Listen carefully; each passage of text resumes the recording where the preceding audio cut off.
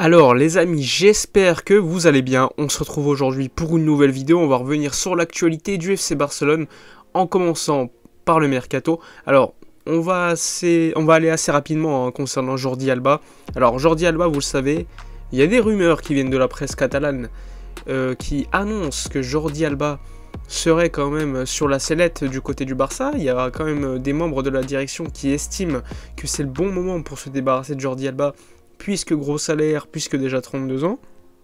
Évidemment, Jordi Alba, faut pas l'oublier, il sort quand même d'une belle saison, on peut le dire, même si contre les gros, comme assez souvent, et c'est pas le seul dans cette équipe, ces derniers temps, c'est quand même en difficulté, mais il faut le dire, Jordi Alba sort d'une grosse saison. Alors, est-ce qu'il faut le vendre maintenant ? Je ne sais pas, mais ce qu'on sait, c'est que selon la presse catalane, Jordi Alba, lui, ne veut pas partir, et on peut se demander si ces rumeurs qui sortent dans la presse ne seraient pas une pression mise par le FC Barcelone pour que Jordi Alba baisse tout simplement son salaire, ou tout simplement parce qu'ils veulent s'en débarrasser, et dans ce cas-là, tu as des clubs qui sont intéressés.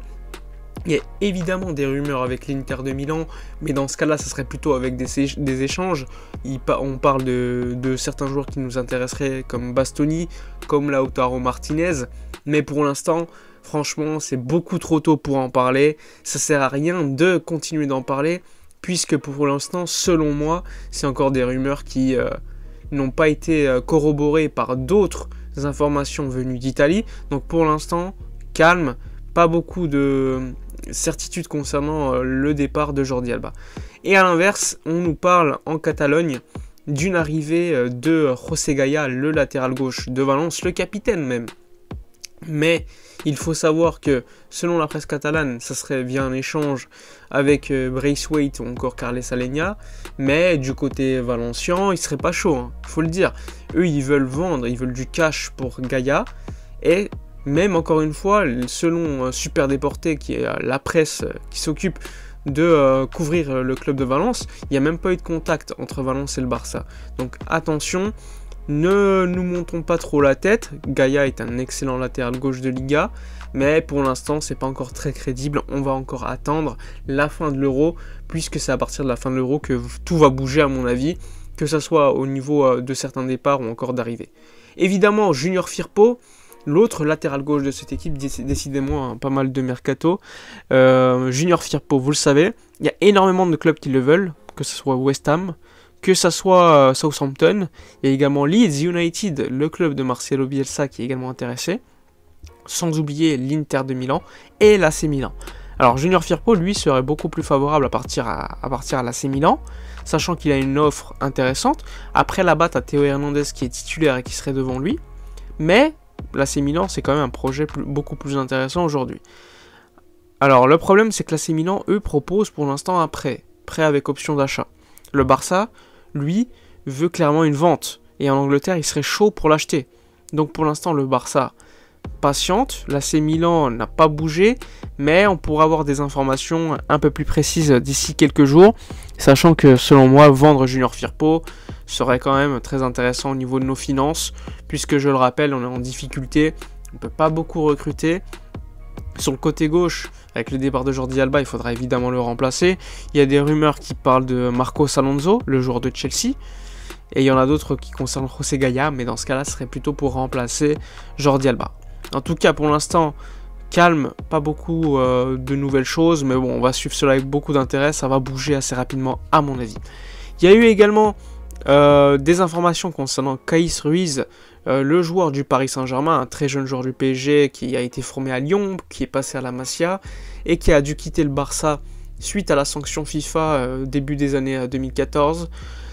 Du coup, il devrait revenir au Barça libre pour jouer avec le Barça B. Donc pour l'instant, les négociations seraient en bonne voie et donc le Barça recruterait Caïs Ruiz pour le Barça B.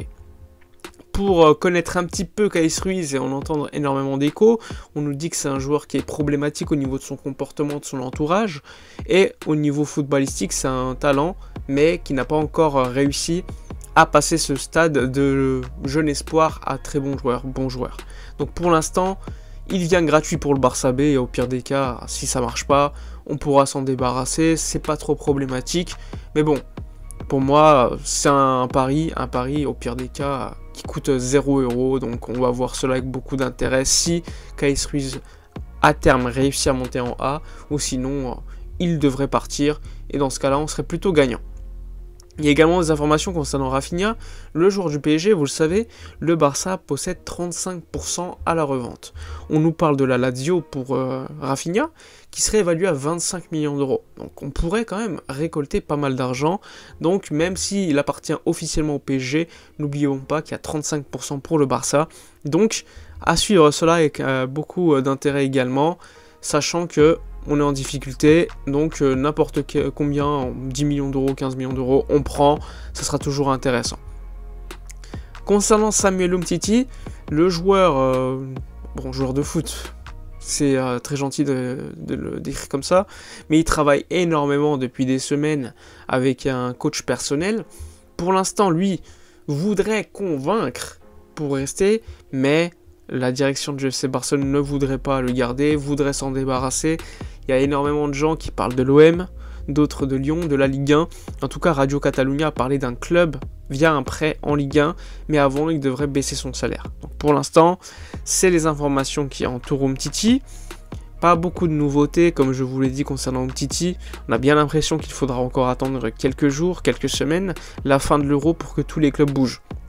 D'ailleurs, concernant la fin de l'Euro, ça pourrait être très intéressant pour vendre Martin Braithwaite, qui continue de briller avec le Danemark. Encore une fois, son premier but avec le Danemark.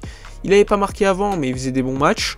Je pense quand même que les clubs de Première Ligue vont montrer leur intérêt. On sait qu'il y avait déjà 4 clubs anglais et un club russe qui était derrière l'attaquant du Barça.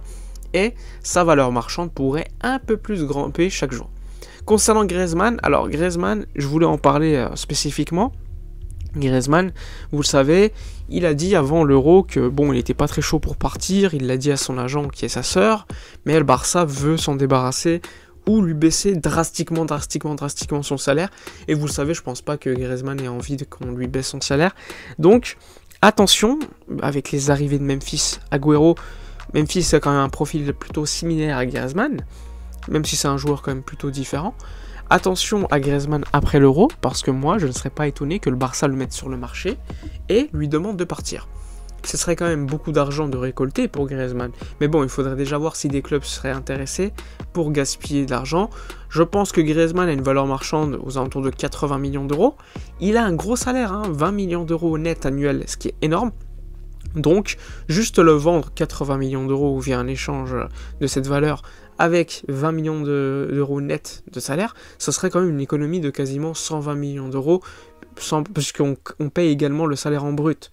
Donc faites la différence, ça serait quand même beaucoup d'argent d'économiser, et moi ça m'étonnerait pas que le Barça fasse un tel transfert, même si on le sait, Griezmann c'est un très bon joueur, mais il n'a pas justifié la dépense de 120 millions € plus 15 millions € de primes à la signature pour signer Griezmann en 2019.